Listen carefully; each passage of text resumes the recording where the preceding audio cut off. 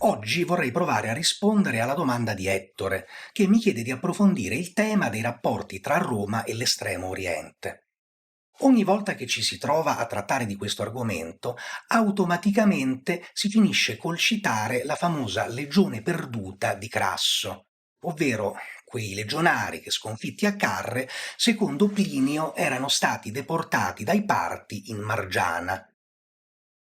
Secondo una tesi sviluppata dal sinologo Homer Dubs, questi legionari a un certo punto erano riusciti a fuggire dall'impero partico e, una volta raggiunte le terre che oggi sono il Kazakistan, si sarebbero messi al servizio di Zizi, un signore della guerra degli Xiongnu, secondo alcuni gli antenati degli Unni. Entrato in urto con l'impero Han, Zizi sarebbe stato affrontato in battaglia dall'esercito cinese e sconfitto nel 36 a.C. I resti dell'esercito di Zizi, tra cui ovviamente anche i legionari romani, sarebbero stati deportati dagli Han in Cina e precisamente in un villaggio che avrebbe preso il nome proprio dai legionari romani, venendo chiamato Lixian, sia per un'assonanza con la parola latina legio, sia perché Lixian era effettivamente uno dei termini utilizzati dai cinesi per indicare l'impero romano. Ora, tutta la costruzione di Dubs è enormemente debole. Egli identifica una serie di legionari romani in seno all'esercito degli Xiongnu semplicemente perché vengono descritti nel libro dei primi Han, una cronaca cinese dell'evento, combattere in una formazione a squame di pesce, che secondo lui è evidentemente un riferimento alla testuggine.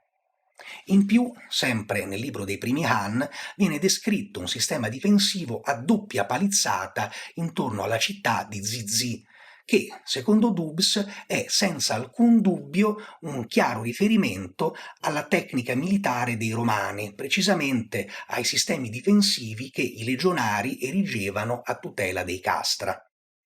È chiaro che tutti questi elementi non sono assolutamente probanti e anche il nome stesso della città, Lixian, sebbene effettivamente venisse utilizzato dai cinesi per indicare l'impero romano, ma non solo, veniva utilizzato anche per indicare i Seleucidi o addirittura il regno greco-battriano, dipende dai contesti e dal periodo storico ovviamente. Dicevo, sebbene Lixian fosse anche un termine utilizzato per indicare quindi delle realtà occidentali, questo villaggio portava quel nome già nel 104 a.C., quindi la cosa non può assolutamente essere messa in relazione con i deportati dell'esercito di Zizi. Ma allora, se tutta la storia della famosa, famigerata legione perduta di Crasso è probabilmente frutto di fantasia, quali sono i reali rapporti che sono intercorsi tra Roma e l'Estremo Oriente? Scopriamolo insieme.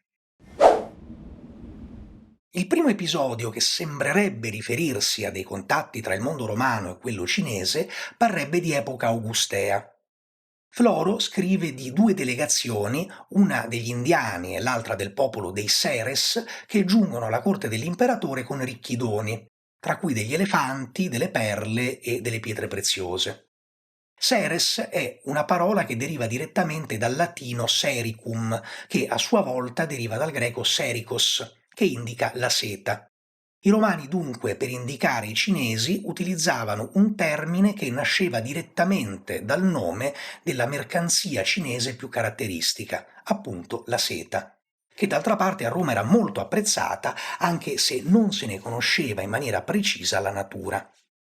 Plinio, infatti, quando scrive di tutto il processo di lavorazione della seta, parla giustamente di una macerazione in acqua, però poi, indicando il prodotto finito, utilizza il termine lanicium silvarum, tessuto delle selve, filato dei boschi. Per Plinio, infatti, la seta è un tessuto vegetale. Per lui, infatti, tutto il processo di macerazione in acqua serve per staccare una parte bianca dalle foglie di una pianta, senza rendersi conto che la parte bianca di cui parla sono in realtà i bozzoli dei bachi da seta. Ma torniamo a Floro. Il fatto che Floro accosti i cinesi agli indiani lascia inizialmente perplessi, soprattutto se andiamo avanti a leggere il testo. Floro dice che si tratta di due popoli che vengono da molto lontano e che vivono sotto un cielo diverso. Utilizza proprio questa locuzione. E dice che proprio per questo hanno una carnagione differente da quella dei romani. Il fatto che Floro accosti il colore della carnagione dei cinesi a quello degli indiani lascia decisamente perplessi, ma bisogna considerare che è frutto di tutta una serie di informazioni, in parte errate, in parte contraddittorie, che i romani avevano sulla Cina. Questo a causa di diversi fattori. Primo fra tutti, l'enorme distanza che separava l'impero romano dall'impero Han, che era quello che in quel periodo dominava in Cina. Ma soprattutto perché tra i due imperi ve n'era un terzo, l'impero partico, che si era sempre operato per evitare a tutti i costi che tra impero romano e impero Han vi fossero dei contatti diretti. Questo aveva spinto i romani a cercare un'alternativa alla via della seta e a cercarla via mare, inviando dai porti tolemaici, posti sulla costa orientale dell'Egitto, delle navi che andavano a costeggiare prima l'Arabia, poi l'intera penisola indiana, poi la penisola di Malacca, fino a giungere in Estremo Oriente. Questo aveva prodotto l'assurdo che leggiamo in Tolomeo di due Cine in alcuni testi classici, ovvero una Serica, propriamente la terra della seta, che si raggiungeva via terra, ripercorrendo al contrario appunto la via della seta che attraversava l'impero dei Parti, e una Sinae, che invece si raggiungeva via mare secondo il percorso che appunto è stato descritto e che quindi probabilmente doveva rispondere al Vietnam e alla Cambogia, che d'altra parte in quel periodo erano due province dell'impero Han. Quindi probabilmente, anche alla luce di altri riferimenti storici che esamineremo poi, la delegazione giunta da Augusto probabilmente o era semplicemente di un qualche regno indiano oppure di una realtà indocinese, ma dobbiamo considerarla non una sorta di delegazione diplomatica ufficiale, ma un'operazione condotta da una qualche realtà mercantile che voleva portare dei doni all'imperatore dei Romani. Nel IV secolo d.C. vedremo che l'idea che i Romani avranno della Cina sarà un po' più corretta, ma anche nel IV secolo vi sono evidentemente degli elementi che sono errati o di fantasia.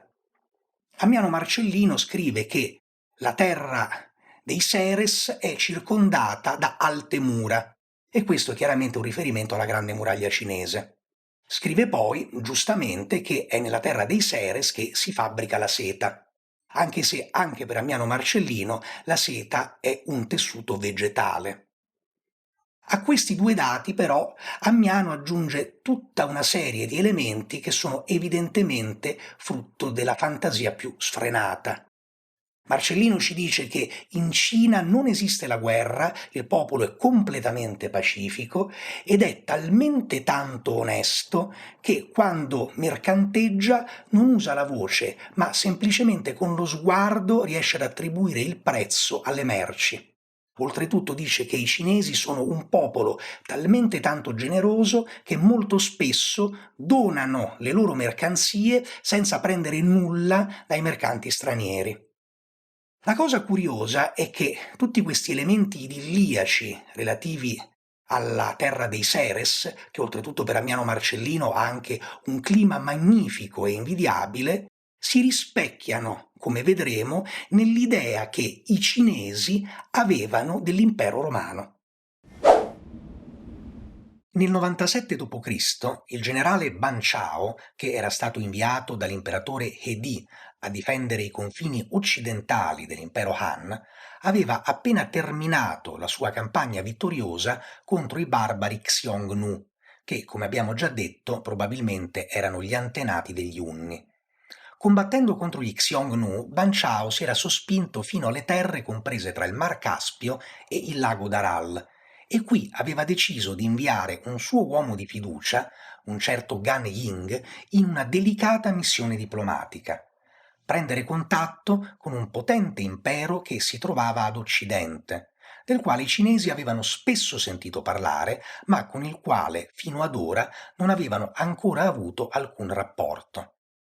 Questa notizia, che leggiamo nel libro degli Han posteriori, un documento cinese, evidentemente va a smentire quel passo di Floro che aveva riferito di una missione diplomatica cinese alla corte di Augusto e che probabilmente era frutto di un fraintendimento relativo a una qualche operazione portata avanti da una realtà privata, commerciale del mondo indocinese che aveva voluto in qualche modo ingraziarsi con dei doni l'imperatore dei Romani, ma che certo non lo aveva fatto agendo per conto dell'impero Han.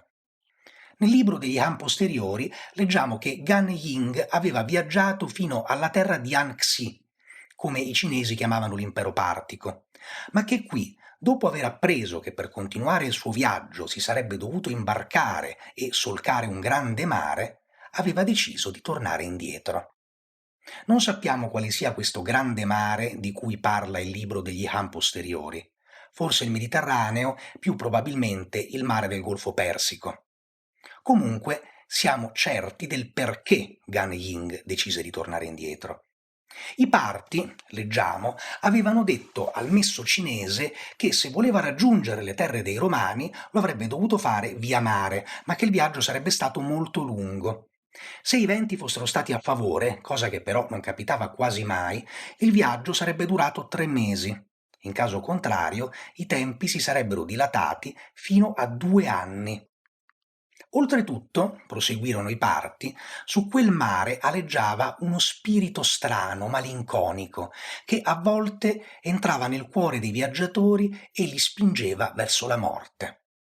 Siamo evidentemente di fronte a un tentativo di evitare ad ogni costo i contatti tra i cinesi e i romani, qualcosa che i parti portavano costantemente avanti sia per motivi economici che per motivi politici.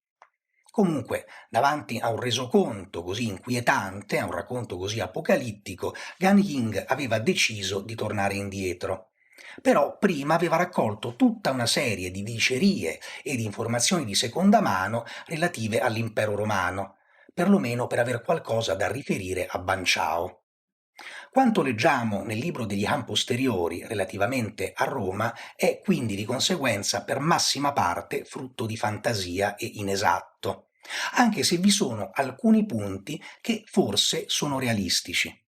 Leggiamo ad esempio che la capitale di questo impero di Occidente è stata edificata alle foci di un fiume, e questo è un chiaro riferimento a Roma e al Tevere. Leggiamo poi che in questo impero viene praticata la pesca del corallo, e anche questo è un dato reale. E c'è oltretutto, forse, anche un accenno alla pratica del principato adottivo, che proprio in quel periodo era stato inaugurato da Nerva. Tutti gli altri riferimenti, invece, che leggiamo relativamente all'impero dell'Occidente sono evidentemente fantasiosi. Questo impero è ricchissimo, leggiamo, non c'è penuria di nessuna risorsa, i suoi abitanti sono vestiti di abiti ricamati d'oro e qualunque merce di lusso che giunge in Cina è originaria di queste zone. La cosa curiosa è che per certi versi questo quadro di utopia positiva che leggiamo relativamente all'impero romano agli occhi del messo cinese è speculare per certi versi a ciò che nel IV secolo d.C. Ammiano Marcellino scriverà relativamente alla Cina. E quindi c'è una sorta di similitudine in questo. Il dato più interessante, però, è relativo ai nomi che vengono utilizzati per indicare l'impero romano: Lixian e Dakin. Lixian è in realtà un termine che troviamo anche precedentemente nelle fonti cinesi e che è riferito in generale a diverse realtà che si trovano a occidente. Probabilmente in origine era la traslitterazione di Alexandria ed era utilizzato per indicare il regno greco-battriano o l'impero seleucide. Invece, molto più interessante è Dakin. Dakin significa letteralmente Grande Cina, con un riferimento alla dinastia Qin, che era stata la prima a fondare un vero e proprio impero cinese. Per i cinesi, dunque, l'impero romano è la grande Cina, e questo perché, da un punto di vista filosofico, trovandosi agli antipodi, molto lontano dalla Cina, è in qualche modo un suo riflesso, è speculare, è una Cina che esiste sotto un cielo diverso, per parafrasare le parole di Floro. Quindi, per forza di cose, essendo un riflesso della Cina, deve essere potente, deve essere un impero ricco e deve essere un impero la cui gente è meritevole. Nel libro degli anni posteriori, di fatto, si legge che Dakin viene chiamata così proprio perché i suoi abitanti sono gli unici che i cinesi reputano abbastanza onorevoli e civilizzati da poter competere con loro. Sono simili ai cinesi in nobiltà d'animo, quindi di fatto sono una loro specularità che esiste dall'altro capo del mondo. Questo è decisamente qualcosa di molto interessante e che mette in relazione da un punto di vista ideale i due imperi. Quindi forse i parti non erano così in torto a cercare in ogni modo che cinesi e romani non avessero delle relazioni tra loro. Un altro dato interessante che leggiamo nelle cronache degli anni posteriori è un'aggiunta successiva a quella relativa alla cronaca di Gan Ying. A un certo punto i cinesi si rendono conto che effettivamente i parti stanno facendo ogni cosa in loro potere per evitare che loro e Dakin, loro e i romani, possano parlarsi. Ma se non poteva essere stato Gan Ying a portare questa notizia, perché lui al contrario crede alle falsità dei parti, come mai? Come avevano fatto i cinesi a rendersene conto? I cinesi se ne erano resi conto perché glielo avevano detto gli stessi romani, con una missione che era giunta in Cina, ma passando via mare. Il blocco imposto dai parti sulla via della seta aveva portato i romani a cercare disperatamente delle rotte commerciali alternative per raggiungere la Cina e a farlo via mare. E questo aveva portato alla nascita di rapporti molto proficui con alcune realtà del mondo indiano. Plinio scrive di due porti dell'India che erano assiduamente frequentati dalle navi mercantili romane. Uno, Muziris, posto sulla costa sud-occidentale dell'India, probabilmente identificabile con l'odierna Kudungallur, e un altro, Kottiara, probabilmente identificabile con la moderna Kottar, un centro posto sulla punta meridionale del subcontinente indiano. Sia Plinio sia Tolomeo sembrano conoscere abbastanza bene la realtà politica di quella porzione dell'India. Infatti citano sia il regno di Chera sia quello di Pandia, che effettivamente tra il secondo secolo a.C. e il terzo secolo d.C. erano stati due dei principali poli di potere dell'India meridionale. Parlando del re di Chera, Plinio utilizza il termine Caelobotras, probabilmente storpiando nella trasposizione greca il termine indiano Keralaputras, figli di Kerala, che effettivamente era un titolo della casa regnante di Chera. Da Strabone, infine, sappiamo che il re di Pandia aveva inviato a Roma, alla corte di Augusto, una delegazione con ricchi doni, probabilmente quella stessa delegazione indiana della quale aveva scritto Floro. Se l'obiettivo principale dei Romani era certamente trovare un canale per raggiungere la Cina, comunque anche un commercio diretto con gli indiani era praticato, soprattutto relativamente al pepe, che secondo Plinio era una spezia particolarmente ricercata a Roma.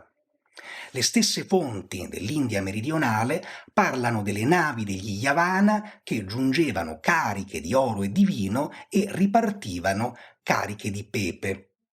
Yavana era un termine indiano che derivava direttamente dal persiano Yauna, che inizialmente indicava i greci della Ionia, ma che poi per associazione aveva finito per indicare tutti i greci, poi anche i macedoni, e sia Iauna sia Yavana avevano iniziato ancora dopo ad indicare tutti i regni dei successori di Alessandro, quindi quello dei Seleucidi, i Greco-Battriani, gli Indo-Greci e infine addirittura qualunque straniero che giungeva da Occidente.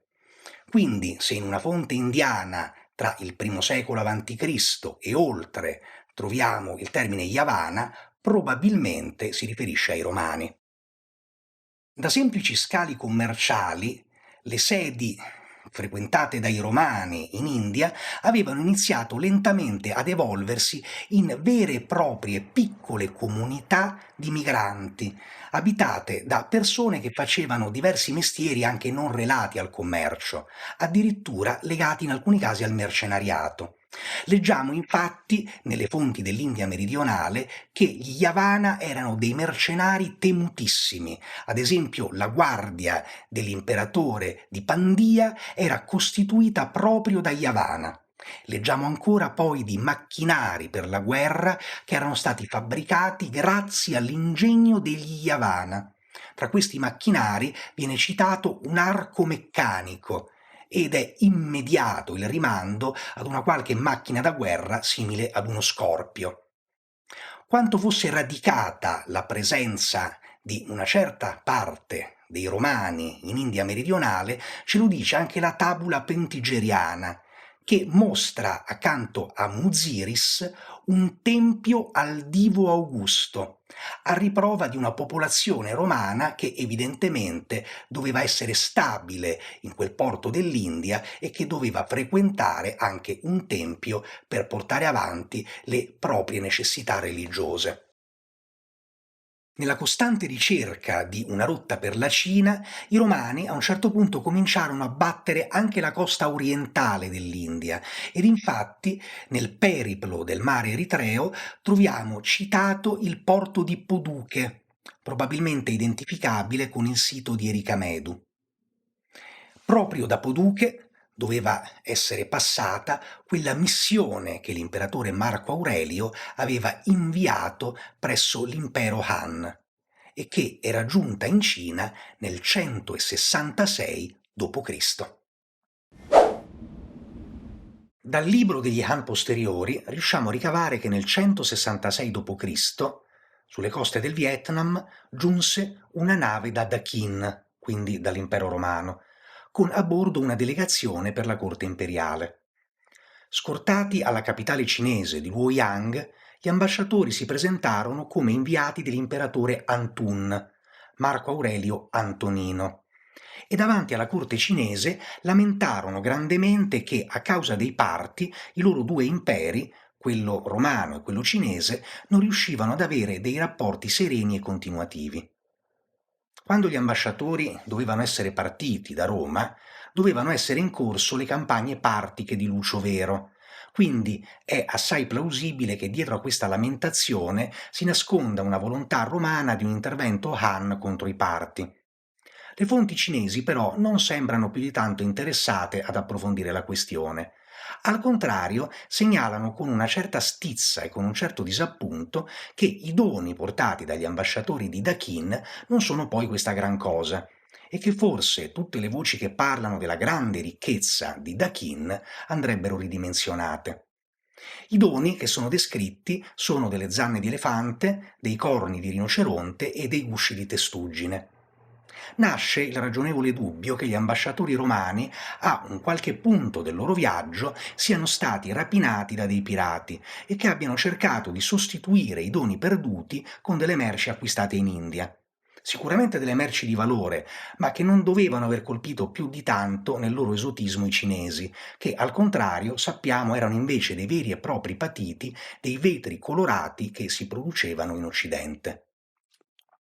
In ogni caso, a seguito di questa ambasciata, non vi fu un particolare intensificarsi dei rapporti tra i due imperi, e questo soprattutto perché subito dopo entrambe le realtà vennero colpite da una tremenda epidemia di vaiolo che scoppiò in Asia centrale e si abbatté contemporaneamente su Oriente e su Occidente.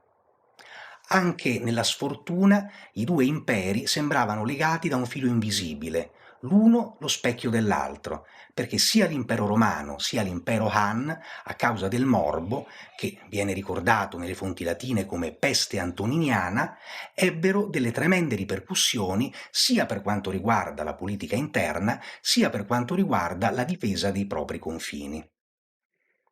Sebbene nelle fonti cinesi si legga di una frequentazione saltuaria di mercanti romani lungo le coste del Vietnam, per una nuova missione diplomatica bisogna attendere la metà del III secolo d.C., quando una delegazione di romani giunge alla corte del regno di Hu.